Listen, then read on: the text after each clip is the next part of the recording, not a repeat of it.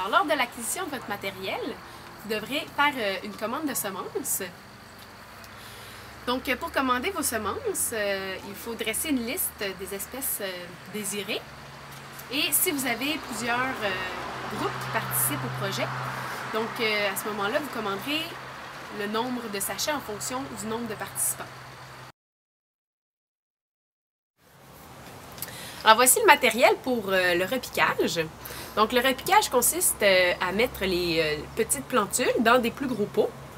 On appelle ça des pots de 4 pouces, puisqu'ils ont 4 pouces de hauteur. Il y a différents formats. Il y en a des plus gros, où vous pouvez mettre vos plus grosses plantes. Donc en général, les plantes de tomates, les choux peuvent être plus gros. Et dans les plus petits formats, comme celui-ci, vous pourrez mettre du thym, des fines herbes, qui sont des plantes plus petites. Donc, dépendamment de la quantité de semis que vous avez fait, je vous conseille en fait de ne pas tous les garder, dépendamment aussi de la grosseur de votre jardin. En équipe de 2, 3 plantes, 2 plantes à repiquer, c'est suffisant. Donc, si vous avez un plus gros jardin, vous pouvez aussi repiquer plus de plantes. Donc voilà la disposition en équipe de 2. Donc vous avez vos petits contenants de 4 pouces. Ensuite vous avez aussi une barquette de champignons remplie de terre. Donc ça va être pour remplir la terre lors du repiquage.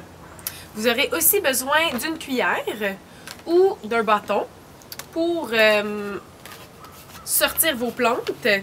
Ça va beaucoup mieux avec une cuillère. Ensuite, le bâton va aussi pouvoir servir pour écrire le nom de la plante repiquée. Donc, vous allez glisser dans votre plat de 4 pouces pour identifier votre plante une fois repiquée. Donc, un crayon aussi est nécessaire. Alors, comme pour vos semis, lors du repiquage, vos plantes vont nécessiter un bon terreau.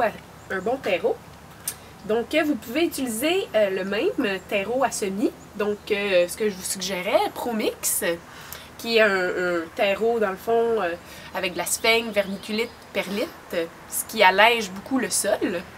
Et ce qui change à cette étape-ci, c'est la quantité de compost.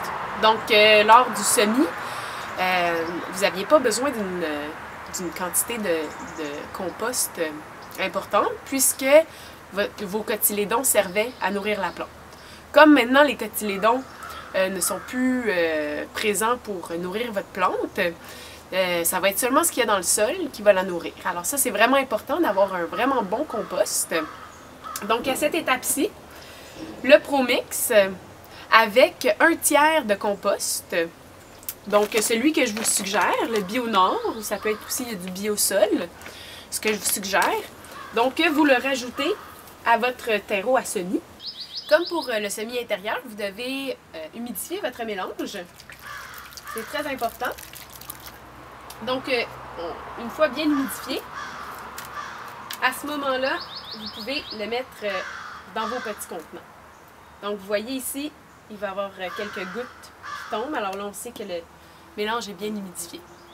Donc, pour l'étape de semi-intérieur et repiquage, par classe de 24, vous aurez besoin d'à peu près un demi-sac ici de compost et 2 sacs d'une même grosseur de terreau à semis. Donc, il se vend, c'est sûr, là, des sacs plus petits que ça. Ne vous inquiétez pas. Alors, un plan de jardin vous permet d'estimer la quantité de plantes de chaque espèce que vous pourrez mettre dans votre jardin. Donc, certaines espèces, ici comme le concombre, prend beaucoup plus d'espace que ici les laitues.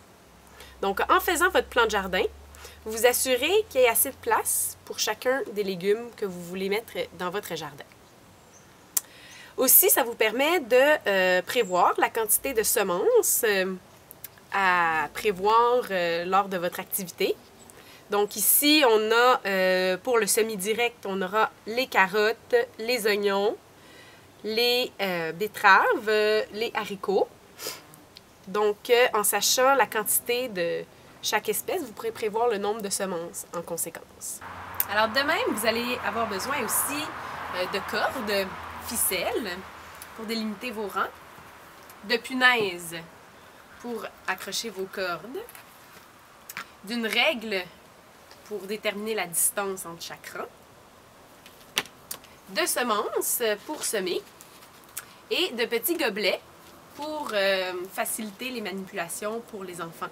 Donc, vous mettez les semences dans les petits gobelets au lieu de distribuer les enveloppes. Ça va permettre d'économiser aussi des semences, éviter le gaspillage. Vous aurez besoin aussi d'une affiche pour déterminer ce qui a été planté. Alors voici un jeune de 4 ans qui a dessiné un beau concombre. Donc ça peut être un beau projet pour un groupe de dessiner les affiches du jardin. Alors au cours de votre projet, vous allez avoir besoin de livres de référence. Donc je vous suggère fortement Cultiver le goût, qui est un guide fait par Jeune Pousse. Alors, Cultiver le goût est un guide pratique de jardinage avec les enfants dans des contextes variés. Alors, c'est un outil que je vous recommande fortement. Vous avez à l'intérieur des tableaux qui vous présentent quand débuter vos semis et quels semis débuter quand. Alors, c'est très pertinent. De même, vous avez aussi un tableau pour la distance entre les plants, entre les rangs. Donc, c'est un outil essentiel. Alors, si vous souhaitez approfondir vos connaissances, Jeune Pousse offre des formations pour les milieux scolaires, les CPE et les milieux communautaires. Alors, elles s'inscrivent dans une démarche pédagogique et emploient une approche de transfert d'expertise. Alors, La culture écologique des plantes légumières de Yves Gagnon est un ouvrage technique qui permet de répondre à plusieurs de vos questions sur chaque légume cultivé en potager.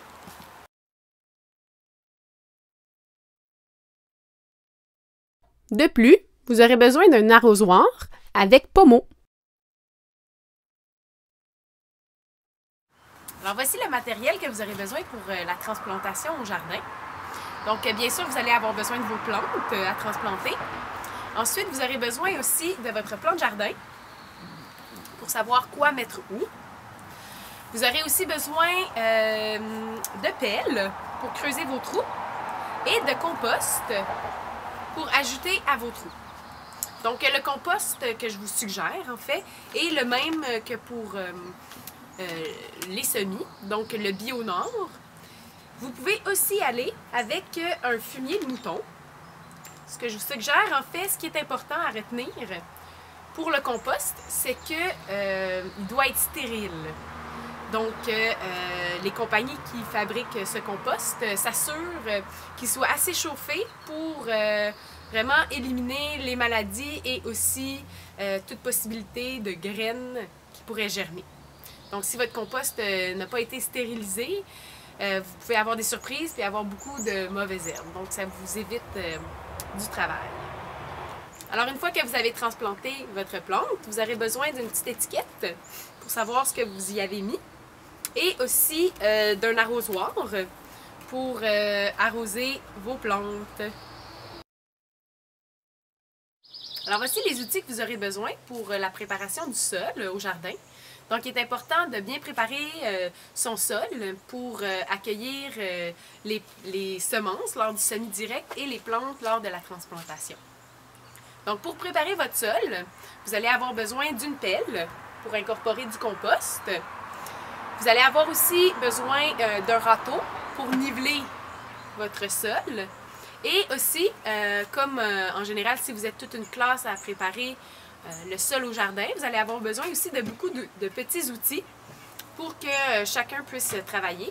Donc, des petites pelles pour enlever les mauvaises herbes.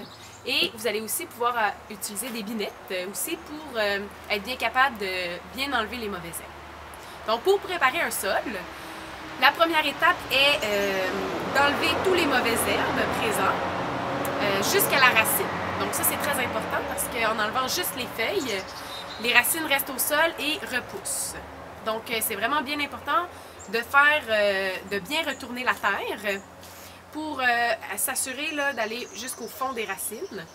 Donc, avec aussi des outils comme les binettes et les pelles, petites pelles, vous allez vraiment aller en profondeur, enlever toutes les mauvaises herbes. Chaque année, vous devrez rajouter une quantité de compost à votre jardin. Donc, le compost que je vous suggère est un compost stérile, donc qui a été chauffé. À ce moment-là, les graines de mauvaises herbes ne germeront pas. Donc, ça vous évite beaucoup de travail lors de l'été, lors du désherbage. Alors, le compost que je vous suggère est un compost soit de mouton ou le compost Bio-Nord, qui est un compost très riche, donc très efficace. Alors, c'est les composts que je vous suggère. Alors, la préparation du sol est une étape très importante parce qu'elle permet de donner tous les nutriments essentiels à vos plantes. Donc, pour savoir quoi ajouter à votre terre, il peut être intéressant de faire une analyse de sol. Donc, souvent dans les centres jardins, au printemps, c'est gratuit. Il s'agit en fait de vous informer des dates. Et ça peut être une activité aussi pédagogique que vous pouvez faire avec votre groupe. Donc, en général, un 3 cm de compost est important d'être ajouté à votre jardin chaque année. Si c'est la première année que vous faites votre jardin à votre emplacement, donc à ce moment-là, il s'agit de savoir quel type de sol vous avez. Donc, il y a des types de sols plus sablonneux ou argileux. Alors, si vous êtes dans les deux extrêmes, il est important d'ajouter beaucoup de compost, puisque le compost, ça permet d'équilibrer votre sol. Donc, ce qui veut dire de donner les nutriments essentiels aux plantes. Donc, si vous avez un sol plus sablonneux, à ce moment-là, les nutriments s'égouttent très rapidement. Tandis que si vous avez un sol plus argileux, à ce moment-là, le sol se coagule beaucoup plus rapidement, ce qui aussi empêche l'absorption des nutriments par la plante. Donc, le compost est un élément qui permet des deux extrêmes d'équilibrer votre sol.